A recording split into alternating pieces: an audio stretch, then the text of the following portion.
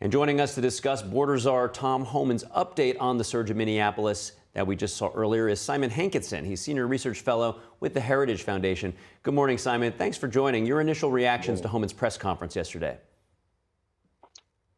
Well, it's not unexpected, is it? What was happening in Minnesota was getting a lot of national attention and international attention. The facts on the ground were being spun ludicrously out of proportion, all kinds of conspiracy theories, artificial intelligence photos, members of Congress, politicians, media making, frankly, uninformed and stupid judgments.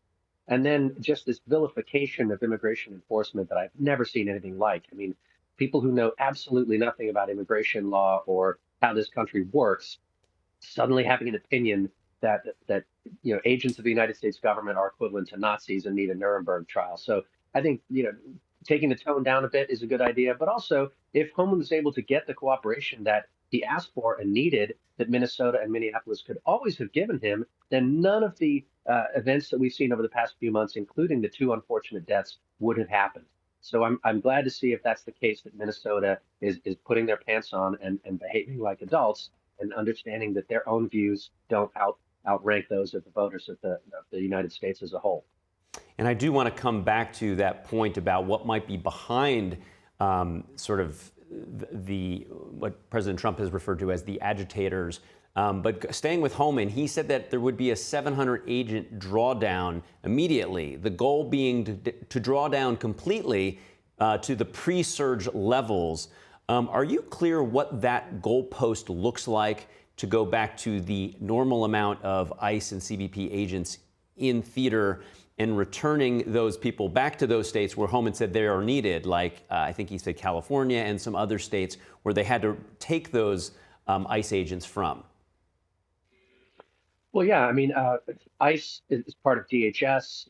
They have offices in all probably the big cities, New York, Portland, Boston, and they have a limited number of personnel to go after what's somewhere between 15 and 20 million illegal immigrants, of whom at least 500,000 are currently deportable, meaning they've got actual written orders of removal, and hundreds of thousands more will be coming into that bucket as the immigration courts move through them. So they can't all be in one place at one time. They had a surge around Chicago. They had a surge in Los Angeles. They had a surge in Minneapolis. Now, the number of illegal immigrants in Minnesota is not large compared to, say, Illinois, New York, California. So it would make total sense at some point to put officers back into their original headquarters. And remember as well, if you're surging, then all those officers have to be put up in hotels. You're paying them per diem. They're not living at home with their families. So there are additional costs, both in morale and in financial terms,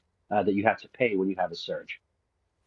And then while stating, this is Homan, stating how proud he was of the ICE and the CBP for their performance and professionalism under what was, of course, intense pressure, he said that they did identify two operational gaps, one which clearly already rectified that they're getting the body cams and that the officers themselves prefer to have those body cams.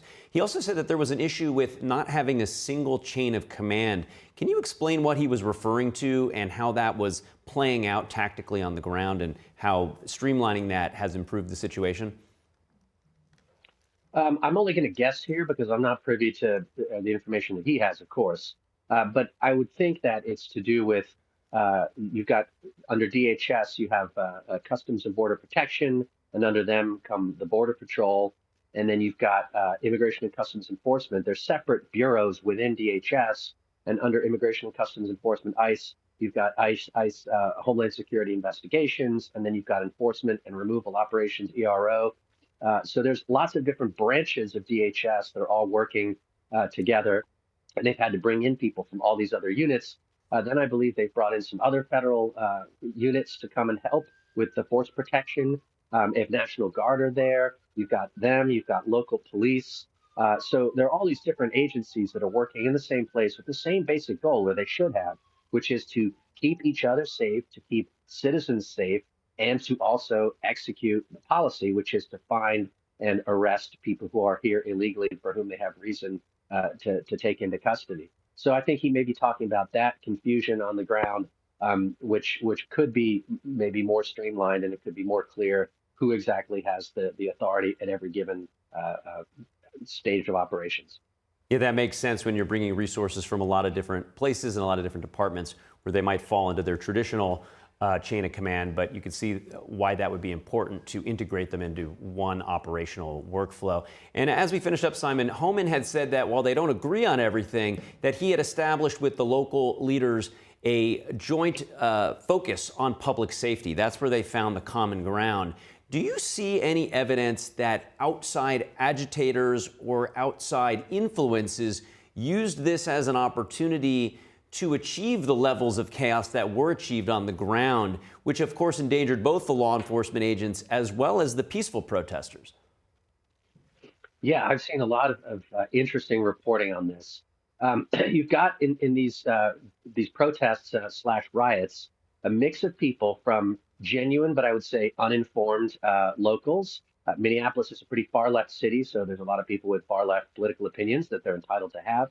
But then you've also got a hardcore of activists who, frankly, are part of the Omni cause. I mean, they're out there. If they weren't protesting ICE, they'd be protesting capitalism, or they'd be protesting Israel, or one of the many things that they want to protest. And they're well funded. We've seen some professional agitators. We've had them here in Washington who get paid to go out by the day and protest. And they've got organizational groups and manuals. They've got signal chat groups. They're not Delta Force, but they are for left-wing agitators, pretty well organized. They're not completely random. And we've seen that in the BLM riots. We've seen that through the autonomous zone in Seattle. There are always professional, well-paid, well-funded, and well-equipped agitators who either glom onto or try to lead local protests. Well, I appreciate you breaking that down in your analysis this morning. Simon Hankinson, thanks for joining. Thank you.